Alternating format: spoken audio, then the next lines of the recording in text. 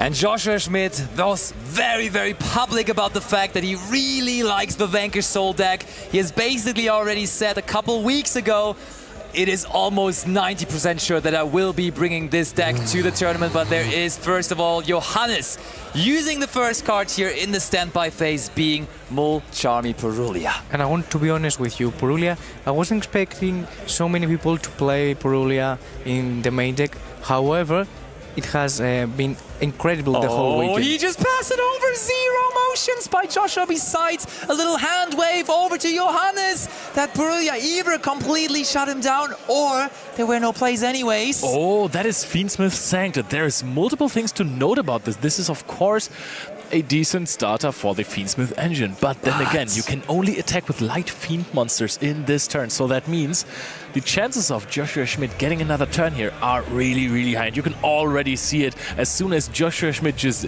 nears himself to a featured match table, the entire venue is filled. And there's Fualos being activated here. Step by step, Charmy for Charmy, but there's Called by the Grave on the Fuvalos, and so no draws have been given for the Mulcharmy Purulia for Johannes, but also no draws now for Joshua through the Fuvalos. I think Mulcharmy was very much to be expected here on the side of Josh.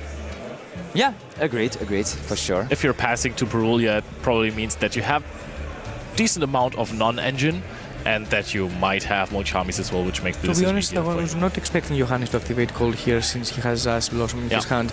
So it was a very interesting choice, and I want to understand his thought on this, because maybe he wants to establish a midboard and then have more defenses like Ash Blossom against the Vanquish Soul.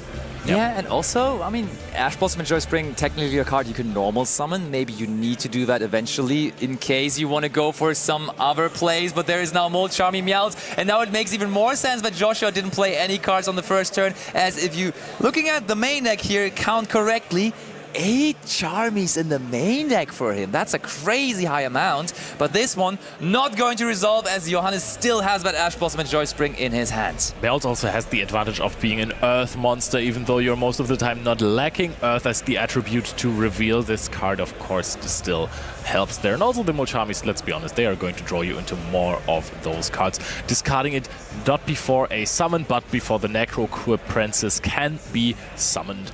Just so you avoid the Necroquip draw. I really love how Joshua is still on the zone, meaning that he got Purulia, then passed there with Fualos Meowth, and he got Called by the Grave and Ash Blossom, and he's very chill and still on the zone trying to find the best way to... I think with Joshua, really, we all know him. He's such a likable guy, always open to talk about Yu-Gi-Oh! But when we saw him here step up to the stage, you really recognize how in the zone he is, how much he is destined to deliver this weekend. He wants to be the European champion on top of all the accomplishments he already has.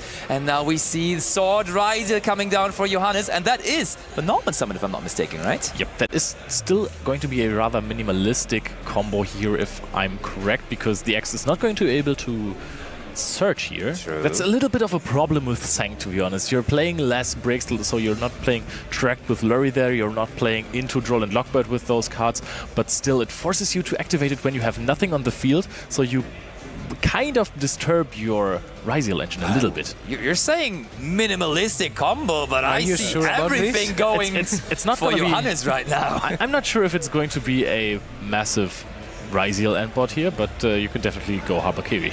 That's going to help. Certainly, and Joshua, just with 3 cards in hand, we know the Vanquish Soul strategy is good when it can profit off of a lot of cards, but can chain 2 things and so on and so forth in the hand. But the lower the amount of cards in hand gets, the tougher it also gets for the deck to really get rolling. Basti, how many RYZEAL cards can we see in Johannes' deck? Is he playing Node?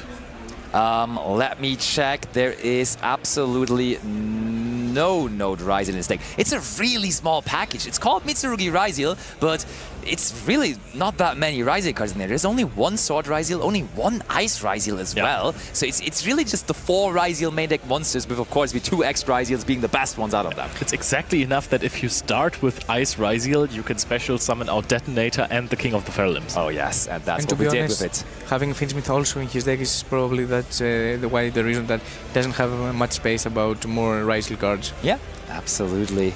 Johannes has basically been playing a very similar deck to this already at the German National Championship. And he's an expert in throwing out big names out of the tournament, because there, also on featured match, I can tell you, he threw out Dinka Bui out of Top Cut. So is this another big name falling to Johannes? And I've seen a very, very similar list, but he plays one card differently to that list, and that is the Night Sword Serpent, and this card can become so super relevant. But we're sending our master to the graveyard here. Indeed, and also Kusanagi. Kusanagi immediately going to get the ritual back into the hand. Serpent still in deck, as we just saw there. Him browsing through it. Also another tendency lately with this deck. And I think Johannes was an innovator on that as well. Playing triple Mitsurugi Ritual in this super big pile out of 3 engines. Still valuing that card highly enough that you want to include the full amount of it. Yep, if you're playing a big Mitsurugi engine, it helps you just play through hand traps and other interactions. Now you're going to see what makes this deck so strong. You get so many pluses off of summoning Habakiri. Now you get even more out of tributing it for Murakumo. Sometimes you can even do that before the first search. So if the Droll Lockbit would be activated, you have prayer set up, you have Murakumo, and you get to even discard another card from your opponent's hand. Magatama in the main deck as well. That is one that I did not see coming, I gotta admit. Interesting to me. And I mean, at this point, I have to say that it's not so much a minimalistic field, to be honest, as we was expecting earlier. However, Josh, we have to remember that he got Purulia, so he still has a lot of cards in his hand, and probably only engine in order to play, I guess, this field that Johannes has established. Yeah, this field just looks like almost full combo, which is fine. And now Joshua is going to normal summon the resin. It's not going to give him a draw. Magatama chained immediately here, which might mean that we don't even have a way to tribute our Murakumo in the future. Ooh. Are we considering a heavy Borga? I mean, there's still a Caesar on there. Resin gets destroyed, but gets to resolve. Quite curious to see what is going to be searched there. Probably Su, I suppose. I mean, it's the logical assumption. But I mean, Holly Su just doesn't really do a lot versus Wave Hiking Caesar. The Caesar is pretty strong against Vanquish. So yeah. And I mean, Johannes didn't even get to go first, but Purulia just ended the turn of Josh. I mean, he had the resin in hand. Maybe he didn't have the resin in hand. Maybe this was his 6th draw. Because I think if you're just going to normal summon resin, search a follow-up like Holisu or Jiaolong for the next turn, and you go into Rock Vanquisher, then you're fine, right? He had 2 Malcharmis though. So yeah, probably true. He got Purulia and then passed with Meowth. Okay guys, let's quickly bring it over to us here in the commentary area again, because there's one thing that the judges want to check real quick. Therefore... Alrighty, then we still see Jiaolong in hand, so we pick up exactly where we left off. Jiaolong added to hand from Resin effect. Resin was destroyed by Magatama. We're about to witness Habakiri effect, probably. Does look like it. And we shall continue. Or we shall continue, question mark. Just like there we go. Looks like Jiaolong there. Alright, so we added to the hand, right? Because we haven't revealed anything yet. Yes. Now, Johannes, remember that you have Habakiri. Of course, a player like Johannes Bauer does not forget those effects. No. He has also a clear vision. Maybe going to the World Championship this year. Every person now remaining in the tournament is in a decent spot. I mean, 32. How many more matches do you have to win? 32, 3. 16, 8. 3 more matches. That's... I want to say almost easier than winning on the points playoff on Friday. There you had to win like 4 matches, but now it's only 3 matches that you have to win. I mean, given that they have already won about 11. They won 11 matches, yeah. 11 is the German word for 11. I don't know what came back there. But, Holisu is activated. Jiaolong is activated. Caesar is empty now. Josh picks up the cards. Johannes Bauer wins game 1 here against the world champion and world's runner-up.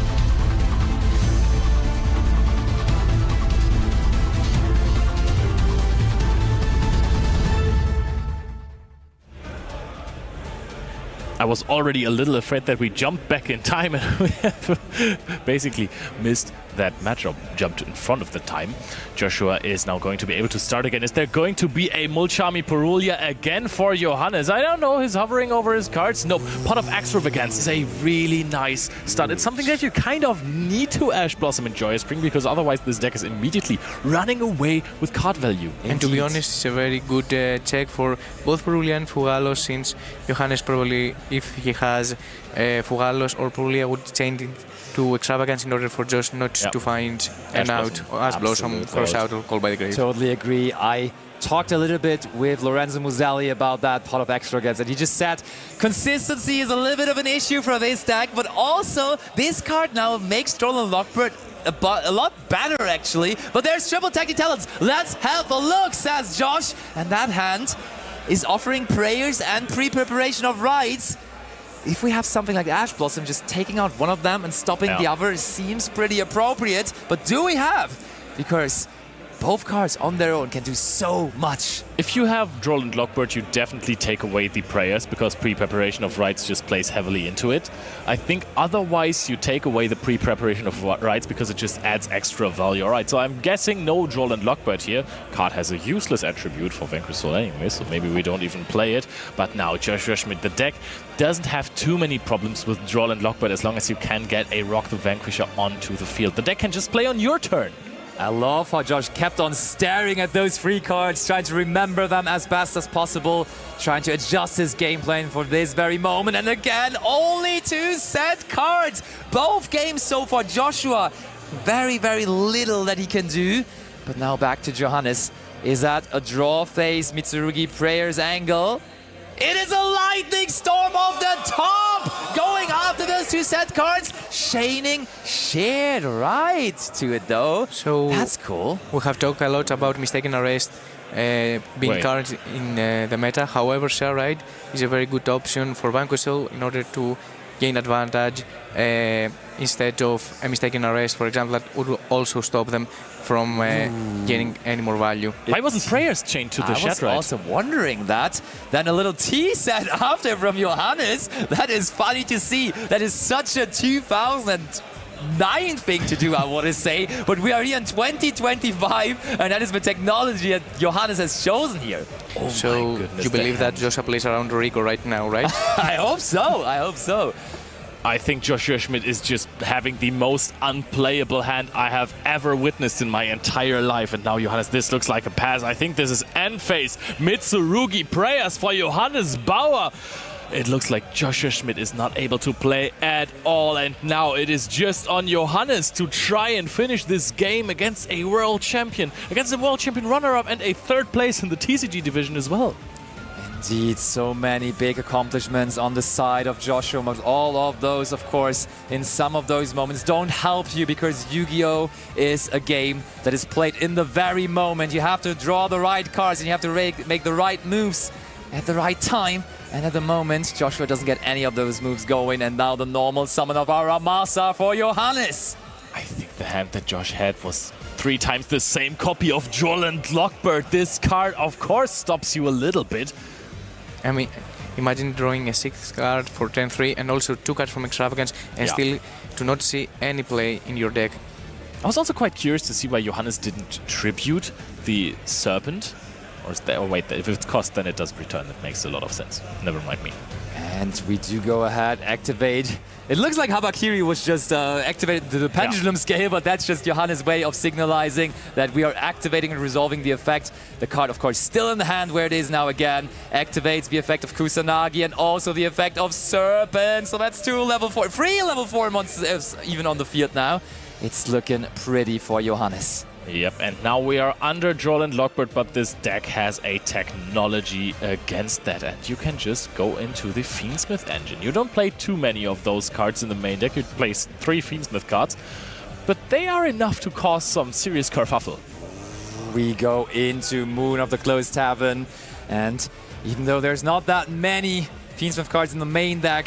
It is complemented very well by a huge amount of Fiendsmith cards in the extra deck. Essentially the full package. He's even playing Agnum Day and Desiree. He really is leaning in on those Fiendsmith cards, and he really wants to have the full toolbox from those available in his extra deck. And I mean, in this simplified game state, that you know that your opponent is desperate for a top deck, Fiendsmith is the right time in order to pop off and give you a constant grind and coming back to life all the time. Ooh, hold on though.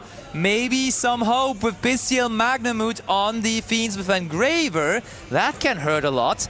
Activates the Bestial Magnamut because technically we could add something from the graveyard. Currently there is nothing in there though, but maybe somehow until the end of the turn there could be something going into the graveyard. Maybe someone summons Zombie Vampire. Huh? You never know, right?